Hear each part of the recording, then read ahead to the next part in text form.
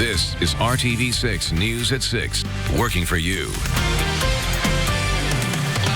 Now at 6, two Fisher's brothers under arrest accused of trying to help arm the terrorist group ISIS.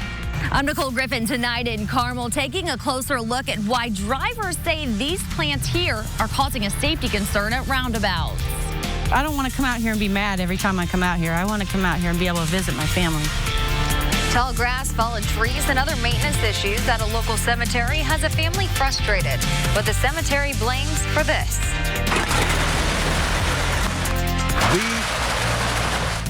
These are more than just cans, what they mean to school children in need, and the big crush one lady has with this community project.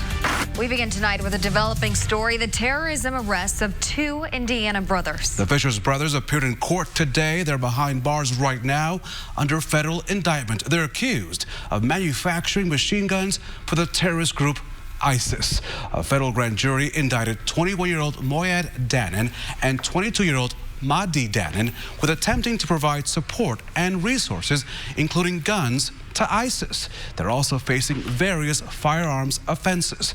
According to the U.S. Attorney's Office in Indianapolis, the brothers agreed to manufacture and sell dozens of fully automatic weapons that would be shipped to the Middle East to ISIS and its members.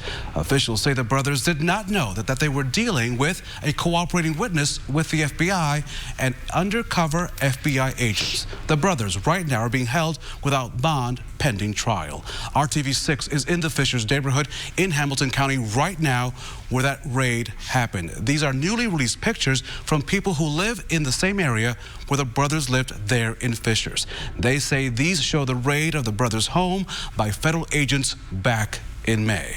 Indianapolis FBI Special Agent in Charge, Grant Mendenhall, says to RTV6 that this case is the first of its kind for the Federal Bureau of Investigations, where you have individuals allegedly making guns to sell or send overseas to ISIS. This indictment paints a vivid picture, he goes on to say, of the rapid rise of homegrown violent extremism. We'll have much more on this developing story tonight on the news at 7 and 11. Tonight, drivers in Carmel are concerned about a lack of visibility at several of the roundabouts throughout the city. With 126 roundabouts in Carmel, navigating them can be confusing for some. And drivers say tall plants are making pulling out dangerous. RTV6's Nicole Griffin is looking into their concerns and finding out from the city the plants are serving a larger purpose. Standing next to these plants here in one of the roundabouts in Carmel, you can see just how tall they are. I'm about 5'8", and these plants come right above my waist here. And for drivers, especially those in smaller vehicles, turning into the roundabout is difficult. The tall grass there, especially in a subcompact vehicle, completely obstructs whether I can see a car or not. Denise Moe lives in Carmel. She appreciates the fact that roundabouts keep traffic flowing throughout the city, but she's concerned about tall plants near some that make it tough and even scary to pull out. I can't see over the tall grass, so I cannot at all see to my direct left. For seasoned drivers, it might not be such a big issue, but for young adults who are learning to drive, like my son, I think it's more of a hazard at that stage when they're learning to drive. Other drivers like Matt Milam say some drivers don't know how to use roundabouts, and blocking the view only adds to the confusion. And if they can't see the cars around them, this could make it more difficult for them to even maneuver the roundabout. I took their concerns to the city of Carmel. A spokesman says city engineers design the landscaping for all roundabouts and check the line of sight frequently. They say the structure and landscaping in the middle of the roundabout and on the medians is meant to keep the focus of the drivers to the left when they get to the roundabout. It naturally forces drivers to slow down. But drivers say roundabouts like this one need some work. I think it should be more of a clear view as opposed to bushes and shrubberies blocking it. Carmel spokesman says if you drive up to the roundabout with the nose of your vehicle at the yield line, there should not be any line of sight issues. If there are, the city will work to correct them with different plans. Nicole Griffin, RTV6. Thanks, Nicole. And we did let the city of Carmel know about several roundabouts where drivers have concerns. No word yet if any changes will actually be made at those locations. But a city spokesman says they do go out often to check the line of sight and make sure plants are not blocking the view. RTV6 is working for you, and it's always about getting results for you every day. Within 24 hours of our story airing on Monday, there are now temporary safety barrels in place on West 56th Street over the Eagle Creek Reservoir to protect bicyclists and pedestrians from traffic. Bicyclists brought their safety concerns to RTV6 about the new bike path over the reservoir. They said there were no safeguards in place to protect them from all of that traffic. The barrels, we're told, are just a temporary measure until DPW can install some reflective equipment along the white stripes separating those bike lanes. Dead and damaged trees and graves covered in weeds, as you can see behind me. A family feels not enough is being done to clean up the cemetery where their loved ones are buried. RTV6's Stephanie Wade is working for you tonight to take those concerns to the cemetery board. A family tells me they've been out at this cemetery the past 6 weeks and have seen little to no improvement. They say it's disheartening to see the condition it's in where their loved ones are buried. Yeah, 14 of them. Tall grass. Weeds everywhere. It just looks terrible. Graves covered in weeds and fallen or dead trees. Worried about things falling on the graves and we having to replace them. Jody Longstreet says, I've been coming here for 22 plus years and it has never looked like this. She gets sad every time she comes out to see her mother or 13 other family members buried at Forest Hill Cemetery in Shelbyville. I don't want to come out here and be mad every time I come out here. I want to come out here and be able to visit my family. She says it's typically kept up well, but lately she's had issues with the lawnmower damaging her family's grave and wants to know why there are so many dead or downed trees. I just want them to keep up on it. I just want them to mow. I want them to weed eat. I want them to take care of it. When we were out there today, we did see the lawnmowers out as well. The president of the cemetery board tells me they're working diligently to get things looking better and says it was hard to keep up with all the rain we've had. In Shelbyville, Stephanie Wade, RTV6. If you have more stories to give us, any questions about any issues that you need help with or to expose, contact us at workingforyou@RTV6.com. Now to your Storm Team 6 forecast and a much more comfortable day as both the heat and humidity are coming down. It's a gorgeous evening to get outside, and tomorrow could get even better. Storm Team 6 Chief Meteorologist Kevin Gregory is here to fill us in. And there's several changes that I'm sure you noticed. A change in the wind direction. We've had strong winds out of the west gusting over 20 today. That's led to two other changes: cooler temperatures, and we've lowered the humidity. That was easy to do. It would have been very difficult to have a more humid day than what we had yesterday. Yesterday's heat index 105. Today our heat index much more manageable in the upper 80s. There's the breeze. It's out of the northwest. That will continue tonight. It will relax a bit. Tomorrow still a light north wind, and that means our temperatures will stay comfortable. 84 the temperature. These heat index values not much different than the actual air temperature. It will be clear and 73 tonight. We'll talk about how cool in the morning and then how warm later in the weekend coming up. The city of Indianapolis is celebrating the success of a new DPW crew that tackles repairs on residential streets, some that haven't received attention in decades. Mayor Joe Hogsett and DPW Director Dan Parker caught up with the street maintenance team on the northeast side today, where they were doing resurfacing work at 5200 Laurel Hall Drive. The goal of this 36-person team is to address some of the smaller streets that the mayor says are just as essential to residents as the main roads. No street is unimportant, and those streets and roadways that serve our residential areas will finally be attended to in long overdue ways. The street maintenance team is currently strip patching, resurfacing miles of roadways throughout our city's neighborhoods.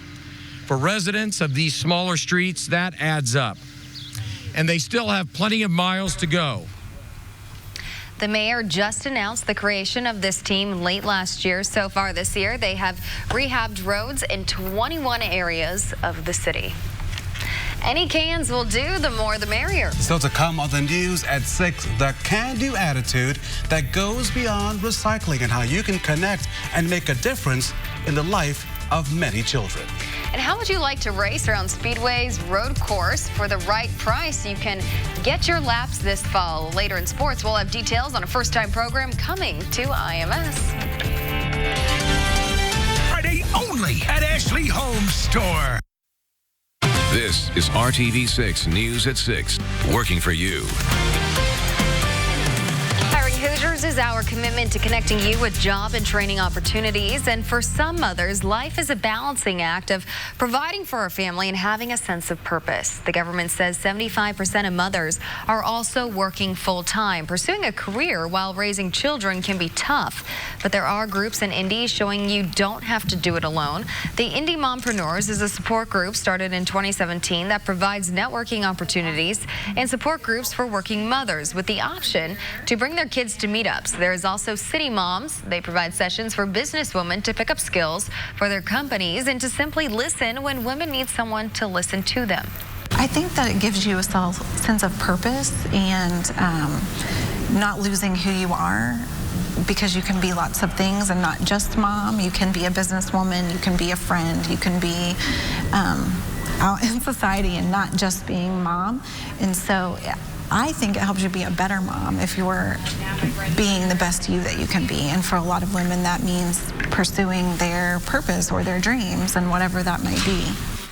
We have information on when these working moms groups meet up and info on how to join City Moms and Indy Mompreneurs on our website at hiringhoosiers.com.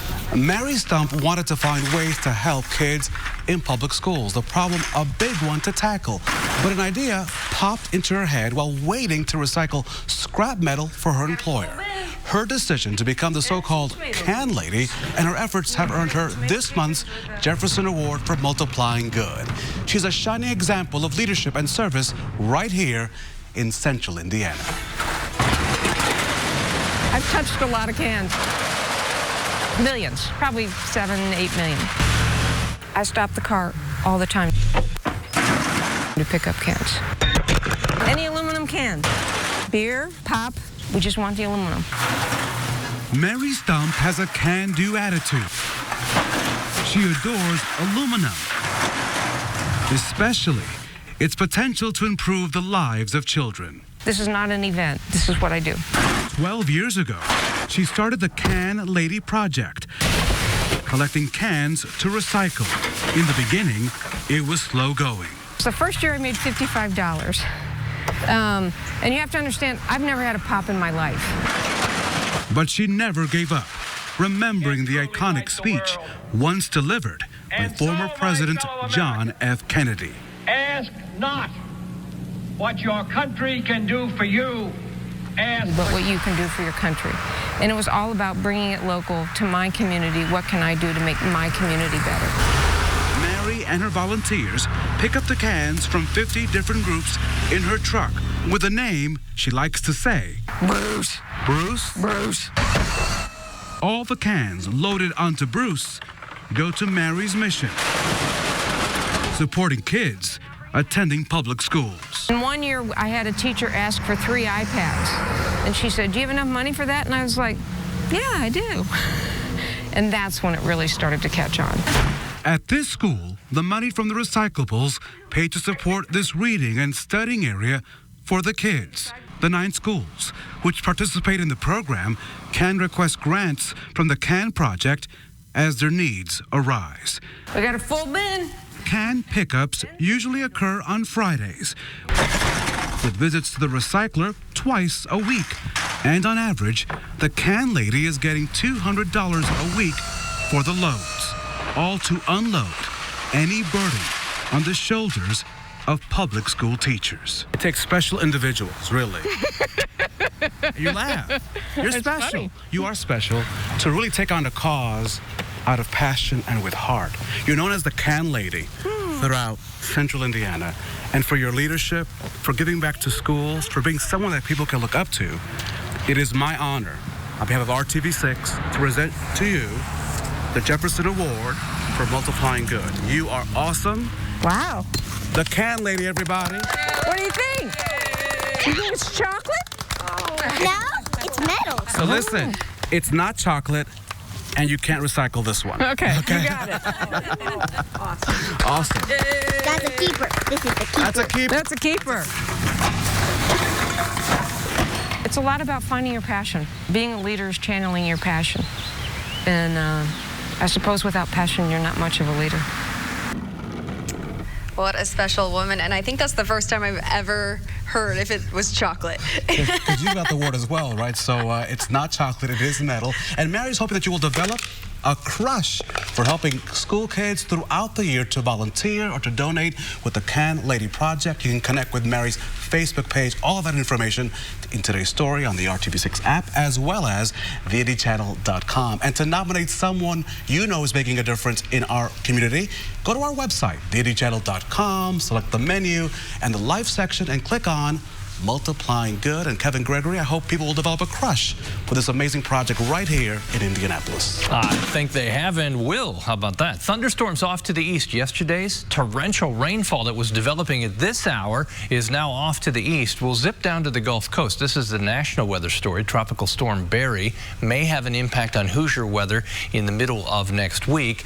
40-mile-per-hour winds now. The latest forecast keeps this a tropical storm into landfall, which would be early Saturday morning. All indications are remnants will come our way, cross the Mississippi River sometime Tuesday, and increase our chance for showers. This kind of rolls right on through landfall, then brings some moisture up into the Midwest. Still wide variance as to exactly where that will take place, but will raise our chance for thunderstorms as a result once we get to Tuesday and Wednesday. Before that, minimal chance for any rain. Temperature a lot more comfortable. 81 in Lafayette, 83 in Tipton, warm spot 87 in Bedford. Yesterday there were temperatures that hit 96 for an actual air temperature. Our more comfortable temperatures come in the next 48 hours. These are the two coolest mornings in the 7-day planner. Tonight at 11, we're in the low 70s. We'll be in the low 60s first thing in the morning in Indianapolis. Outlying areas will be in the upper 50s. Off we go. Back into the 80s tomorrow. Lots of sunshine. The wind will be light, not as strong as it has been today. That will be out of the north and keep our humidity in check. Into the weekend we go. 89 on Saturday, dry. The chance for a thunderstorm is there on Sunday. 91 degrees with more humidity back in the picture. That will bump our heat index values into the middle to upper 90s. There are high temperatures on Saturday, holding just short of 90 in many spots, saving that for Sunday as our humidity begins to climb a little bit. And there's your warmer heat index value early next week. Summer heat around with the increasing chance for some showers and thunderstorms, especially Tuesday and Wednesday. 7-day forecast. Most comfortable morning temperatures occur in the next 2 mornings. Otherwise, you're looking at lows that are back into the low 70s. Temperatures are consistently around 90 next week, with a chance for thunderstorms returning and a little better chance as we get to Tuesday and Wednesday. The 70s are back. Thank you, Kevin G. Appreciate you. Thank you, Kevin. And it is summer, but there is some football going on, Brad. Yeah, eventually. We'll get around to it. Listen, the Colts start training camp in 2 weeks. I don't really have a story. I just realized the Colts start training camp in 2 weeks. And the first preseason game's in 4 weeks. So football season will be here. Are you ready?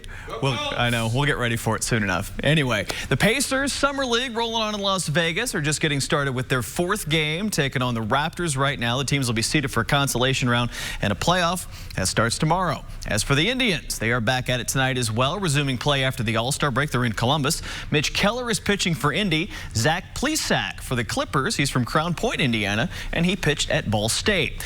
The Indians are back home on Monday. Syracuse will be here for the only visit of the season. That means we will likely see Tim Tebow in action, and that will be a big deal. He's played in 68 games so far this season, struggling with just a 158 batting average. Largely a DH role as of late, has had a couple home runs in the past week, though. Monday's game starts at 7:05. The Indians are logging some more miles this week. Well, you ever wonder what it's like on the road in the middle of a minor league season? Recently, we got to tag along for the trip from Louisville to Toledo. Probably the least glamorous part of being a ball player, but it consumes the most time. Indians manager Brian Esposito talked to us about the long haul of the summer. There's a lot more that goes into this than just, showing up at 7 o'clock and being ready to play a game. There's a lot of work that goes into it prior to the game. There's the travel. There are some of the amenities are really nice. And then there's other times where you might not have the best accommodations as far as the hotel or the travel or, the ballpark. So there's a lot of things that go into it. Some enjoy the grind. Some, have to deal with it. All the miles on the bus, the late nights, and the grind of a 140-game season. Only on RTV6, we've got it for you tonight, our Sports Extra Spotlight at 11. If you've ever wanted to be a race car driver, this fall you'll get a chance to learn from some of the very best at the world's most famous race course. The Skip Barber Racing School is coming to the Indianapolis Motor Speedway for the first time. For more than 40 years, they have provided on-track and classroom education for drivers of all experience levels. More than a dozen current IndyCar competitors are actually alumni. Attendees will get a chance to drive and race around the 14-turn IMS road course. Here's the basic info. The dates are October 8th through the 18th. There are 1-, 2-, and 3-day packages available. And for beginners to weekend warriors, experienced racers, a little something for everyone. Group and corporate events can be scheduled as well. skipbarber.com/IMS for the details. That should be a very cool week and a half. Our parting shot for you tonight. Serena Williams is going back to the Wimbledon finals. Age 37, the oldest woman ever to advance to a Grand Slam title match. She'll be going for her 24th championship, which would match the all-time mark as well. IndyCar in Toronto this weekend. Practice tomorrow. Our Dave First on his way up there. Look for his reports here on Friday. We're back to finish up tonight's news at 6 next. Attorneys for injured people. It's possible you have the windows open tonight. It won't be too humid. Temperature down to around 60 by morning. And the afternoon high is comfortable for another day. We start to creep back up to 90, a little more on Sunday with more in the way of humidity. Kevin, thank you so much. And good night to you. We'll see you at 7.